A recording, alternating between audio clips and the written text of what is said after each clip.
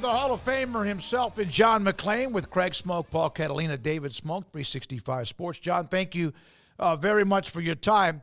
If you were to put in the priorities 1 through 3 or 4 of why the Texans are who they are, how much credit does the ownership / management get? How much credit does the coach get? How much credit goes to C.J. Stroud? No, the McNair family that owns the team, they spend a lot of money. They want to know what's going on, but they do not interfere when it comes to personnel. Nick Caserio, the GM, has done an outstanding job rebuilding the team in his 4th season. He has in his contract, he has total control over all personnel. Now, when D'Amico Ryans wants a player, he tries to get him. If he wants a certain type of player at a position, like, say, the 2 defensive tackles are not just defensive tackles. Each of them has a strength that he wants in his system, so they go after him. And then D'Amico is in charge of all game day decisions, and he makes the calls on defense. Bobby Sloyd makes the calls on offense. And D'Amico Ryans was a really smart coach. If having played 10 years helps. But if they didn't have a quarterback, it doesn't matter how good you are. If you don't have a quarterback, you're in trouble.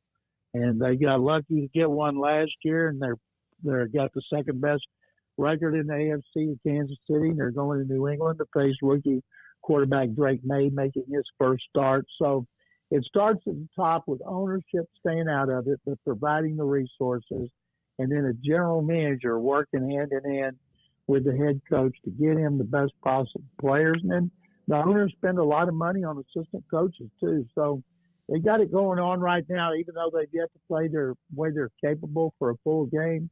And it's weird. They've won by 2-6, 4, and 3 points. Last year, they won 7 games by 7 or fewer points, 6 of them in the last 36 seconds or overtime. And you'd think if you have a rookie quarterback, you wouldn't be able to do that. You'd come apart in close games like that. But it says a lot about Stroud. And the column I'm writing right now for tomorrow on HoustonTexans.com is when he makes a rare mistake like an interception or a fumble, he blows it off immediately and comes back and wins the game. And, what is in his makeup that allows him to do that? John, first coachman fired, Robert Saleh in New York. They're 2-3, not because of the defense. Their offense isn't very good, and Aaron Rodgers and Nathaniel Hackett are at the center of that. But it's easier to get rid of the coach than it is the quarterback you traded a lot of assets for, isn't it? The last coach to get fired this early was one you guys know very well, Matt Rule at Carolina. And look how that's worked out for Carolina. And I've read every story that I can by people that I think are reputable that cover that team. One said that Saleh wanted to fire Nathaniel Hackett, the worst offensive coordinator in the NFL, but he is really close friends with Rodgers. And the other one said, no, they weren't going to fire him. They were going to take away his play calling duties and give him to Todd Downing, who used to be the offensive coordinator and play caller with the Titans. And so Woody Harrelson, he'd do a better job of that team. Woody Johnson admitted he talked to Aaron Rodgers last night, but Saleh never came up. Now, give me a bleeping break. Does he expect anybody to believe that? There was another report that Rodgers and Saleh got into it after the post-game press conferences in London. Now, Woody Johnson was the ambassador to London, so he was embarrassed with all his friends in his suite. But the problem was not defense. Their defense has been great. Saleh's a defensive coordinator. The problem was the offense. Rodgers has been terrible. He was awful against the Vikings, 3 interceptions and a lot of bad passes. So what do? They keep Nathaniel Hackett and they fire Robert Saleh, promote Jeff Ulrich, the defensive coordinator. And I'm just guessing, that if they stumble against the Bills and lose on Monday night at MetLife Stadium, then they will make Todd Downing the play caller. John, what are your thoughts on Sean Payton and the Broncos? Nice win over the Raiders. It was an ugly affair last year, but there's some good vibes there this time around. What are your thoughts? Bo Nix was his quarterback that he wanted. Nick started 60 games in college. That helps a rookie quarterback compared to like Anthony Richardson started 13 at college, and he was not ready to start last year, and then he got hurt. Now he's not ready now. Well, Bo Nix, Caleb Williams, and Jaden Daniels have won more games through five games than any trio first-round quarterback since 1987. And that's why I'm eager to see Drake May, although he doesn't have any talent around him, and the other guys do. And plus, he's got a first-year coach, and we all know Sean Payton's a great coach, destined for the Pro Football Hall of Fame. So I think it's great for the Broncos and their fans. I'm sure they weren't expecting to be 3-2 at this point. How long had that game Sunday night, which ended up being a classic, how long would the NFL have allowed that to occur with TV and everything else deep into the night before moving that game to another day this week? As long as TV wanted to go. Everything is controlled by TV. They don't do something like that. They act like the NFL's in control. No, it's the TV people. If they said, look, let's resume it tomorrow, no, they would. That would have thrown off everything. They were going to get that game in no matter what. John, the Cowboys had that thrilling game the other night. I guess it was thrilling late. And this could set them on a path. Do they look like a team that could be set on a path, or do they look like a team that just kind of won one game?